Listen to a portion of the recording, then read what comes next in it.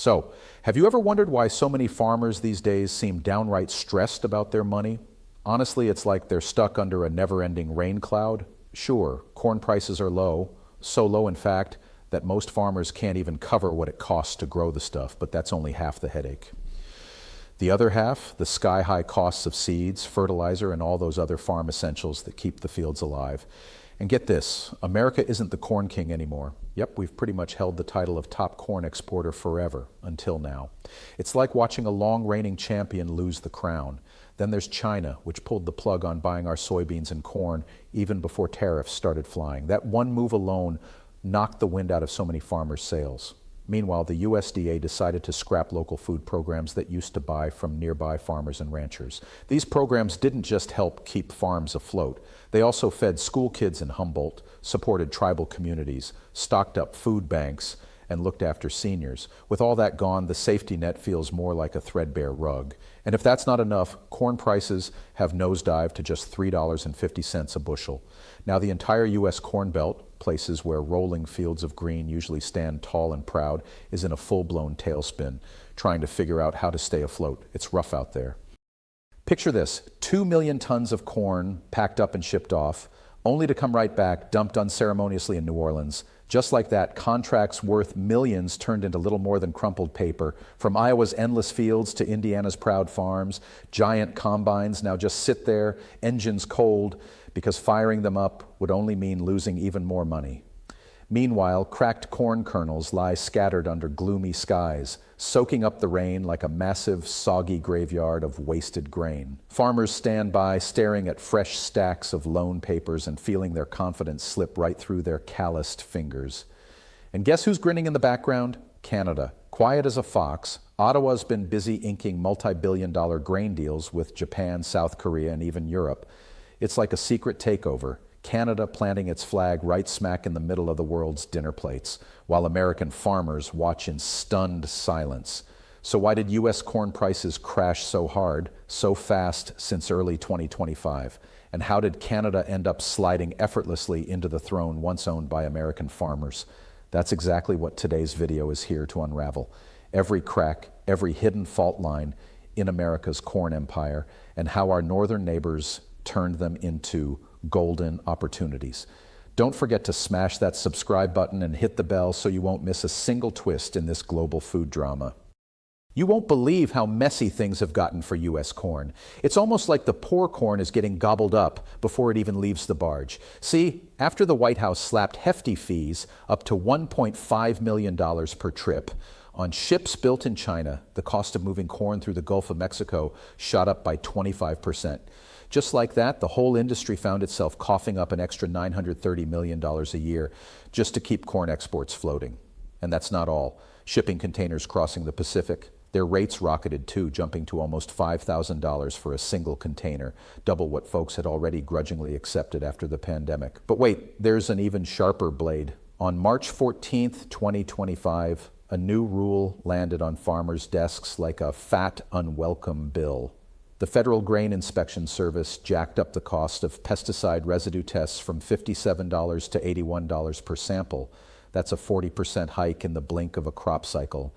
Now, every load of U.S. corn needs this fancy green certificate, or else it might get sent right back across the ocean. More fees, more headaches, and still, grain just sat there.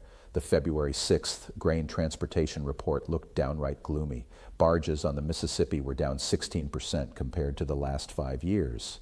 In New Orleans, docks were jammed, clogged with ships waiting for empty boxes and swamped in new security paperwork. Over 180 vessels bobbed at anchor, going nowhere fast. Meanwhile, all that Iowa and Indiana corn soaked up rain and turned dark, costing farmers an extra 27 cents per bushel just by waiting. To pile on, the global buyers suddenly changed the rules of the game. Everyone wants clean plus green plus blockchain traced grains now. Mexico led the charge in February 2025, banning GMO corn outright and rolling out the red carpet for pure low-carbon varieties. Asian and European feed mills thought, hey, that's a great idea, and copy-pasted the same standards into their contracts. But here's the kicker, 92% of U.S. cornfields grow GMO crops. So America pretty much scratched off the preferred buyers list overnight. And just like that, the mighty U.S. corn industry found itself stuck on the sidelines, watching as the rest of the world moved on to greener, cleaner grains. Meanwhile, up north, Canada is strutting around with a big grin. Why? Because of something called Prairie Trace, their snazzy blockchain system that tracks every single lot of corn, start to finish. Thanks to that techie brag, Canada's been bagging shiny new billion-dollar deals with Japan, South Korea, and the European Union like it's a farmer's market on payday. The difference was instant. Spot corn prices across the American Midwest crashed down to $3.45 a bushel, the lowest we've seen since 2016. Over in Manitoba, Canadian prices stood firm at $4.20, padded by a nice carbon-free bonus. Global traders just gave a shrug. Why bother with U.S. corn? It costs more, takes forever to get tested, and fails the non-GMO check anyway. Better to wave that little maple leaf. And so the world's corn map is being redrawn right there on the docks of New Orleans. One side is stacked high with shredded contracts that nobody wants anymore. The other side, it's practically flying Canada's flag. They're ships hauling away corn that fetches 20% more just because it wears a shiny green label. With shipping and inspection costs still climbing, people aren't even asking when U.S. corn will bounce back. They're wondering if it still belongs at the global dinner table at all. Imagine this. The entire county of Shelby, Iowa, drowning in a golden sea of corn that nobody's buying. Reuters says U.S. farmers are sitting on the biggest mountain of unsold corn in 6 years. By the end of September, over 2.5 billion bushels, that's 68 million tons, will still be stuck in silos, roasting in the sun or soaking up rain. Look at Cedar Rapids. This week, the cash offer for corn set for September delivery is just $3.74 a bushel, while it costs Iowa farmers $165.75 per acre to grow the stuff. No wonder folks are listing their trusty John Deere combines on Craigslist or driving Uber at night just to keep the lights on. Reuters even found families hanging on to 90% of their crop because selling it now would only dig them deeper into debt. And it's not just Indiana's wallets feeling it. The state's economic council says their farm-heavy economy shrank by 6.1% in the first quarter of 2025, the second worst drop in the whole country. With money gone, food pantries are overwhelmed. The Food Bank of Indiana says the number of families begging for help is up by 50% compared to last year. Meanwhile, there's talk in Washington of slicing the SNAP budget, which could wipe out 133 million meals for people who already have nothing left to give. It's a rough harvest season in America's heartland, one that's rewriting more than just price charts. Cross the river into Illinois and you'll see exactly how this domino mess is tumbling. For the third year in a row, the mighty Mississippi waterway here is so shallow it's practically gasping for water. Barges that used to glide down heavy with grain now have to lighten up, carrying less corn and soy just to stay afloat. They also run in shorter strings, meaning more trips, more fuel, and an extra $20 per ton just to reach the Gulf. Sailings are delayed by up to 15 days, so crops pile up back home like a traffic jam of grain. While farmers sweat under growing interest payments, big land funds swoop in, buying up fields at cut-rate prices. Even though the broader real estate market is cooling off, the Midwest Farmland Deal Index still jumped 6.5% in April alone. It's like the heartland is on sale, and investors are filling their carts. The strain isn't just on the land. In some corners of Illinois, schools have cut in-person classes to 3 days a week, switching the rest online just to save on electricity bills. That's straight from the CTE Rural Illinois report. Out west in Nebraska and Minnesota, places folks call the underground corn vault, it's a whole different crunch. A new blue rule from the NRD has slammed irrigation, chopping allocations to just 13 inches of water per acre for the whole year. Co-ops have even paused buying grain for a spell so they don't end up with bursting bins. Along Highway 6, grain trucks have all but disappeared. Gas stations run low on customers. In Hastings, a local diner shuts off the grill before 6 p.m. because hardly anyone comes in anymore. The town paper didn't mince words, calling it a zombie economy. Stores stand there with lights on, but the cash registers might as well be coffins. And then there's ethanol, the final weak link in this chain reaction. The latest report from the EIA shows Midwest ethanol plants are running at just 87.8%, with 25 plants closed, leaving 1.26 billion gallons worth of production just idle. Over in Columbus, Nebraska, Valero's big ethanol plant slashed 60% of its night shifts, sending 120 workers home without paychecks. So the circle closes, from Iowa's bursting silos to Illinois' stuck barges, all the way down to gas pumps running dry. The market for corn, already wobbly, just keeps shrinking, leaving towns across the Midwest clinging to memories of better harvests. Over in Nebraska, every busted piece of this giant farm puzzle just kicks the crisis ball farther down the road. America's beloved Midwest corn, once a shining symbol of gold and grit, is now not just losing value. It's actually choking the very towns that depend on it. Meanwhile, Canada's little maple leaf, it's cool as a cucumber, quietly cashing billion-dollar checks. The question floating around Washington isn't when will corn bounce back anymore. It's how many of our towns will dry up into ghost towns before we even see a price recovery. And don't expect Canada to toss the US a lifeline. They're too busy carving out a fancy high-end market for themselves, doing it so smoothly that global buyers feel safer than buying a Swiss watch.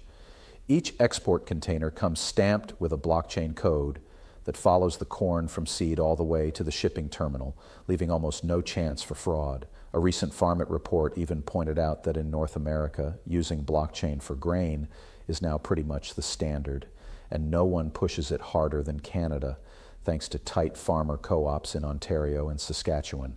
But here's the real clincher. A fancy blockchain tag isn't enough on its own. Ottawa is strict. They demand exporters sign on to the three big NOs. No GMO, no glyphosate, no carbon emissions above the EU's RED2 bar. That RED 2 rule from back in 2021 means you've got to prove your corn's carbon footprint for the entire journey, from plowing the dirt to loading it on the ship. Canada is actually the first country in all of North America to build a single connected system that tracks this. The reward? Their shipments breeze through EU customs 20 days faster than US grain, and it all pays off at the market board. The June 2025 Grain Farmers of Ontario report showed that old crop corn out of Canada was running a solid $1.30 to $1.87 per bushel, higher than Chicago Board of Trade futures. So while towns across America watch the paint peel and the diners close early, Canada's fields are humming, and their farmers are cashing in on a premium that feels like it was tailor-made just for them. Talk about a premium. Canadian corn right now is pulling in 22 to 30% more money than the usual market rates. Even the brand new harvests are going for an extra $1.49 per bushel, roughly 18% above Chicago prices. That number alone explains why Asian feed mills are happily paying up. They're not just buying corn anymore, they're buying a shiny green reputation. The biggest jackpot for Canada landed in March 2025 when they inked the CSKOEA, a fancy deal with South Korea that treats Canadian and Korean organic standards as equals. According to EDC, Export Development Canada, that deal practically kicked the doors wide open for organic grain. Within just 3 weeks of the agreement taking effect, farmer co-ops in Ontario locked in a 5-year supply deal with one of South Korea's top feed mill groups. Not to be outdone, Saskatchewan jumped on a cheap loonie, their weaker currency, and the trade squabbles between the US and EU. They funneled a big batch of non-GMO corn to Japan and the Netherlands, scoring contracts while America stood tangled in tariffs. The USDA office in Ottawa even noted how Canada's exporters are racing to spread out their buyers, all because of that 25% special duty Washington slapped on corn. The payback? Fall 2025 contracts for Europe are averaging 18% above CBOT levels, says Rotterdam Desk Quotes, a price that Midwest farmers wouldn't even dare to dream of. Behind all these slick moves is Ottawa, pulling strings and laying down a rock-solid safety net. EDC lets Canadian farmers buy single-lot export credit insurance and even reimburses up to 50% of the cost to keep their corn cold so it keeps that precious low-carbon stamp.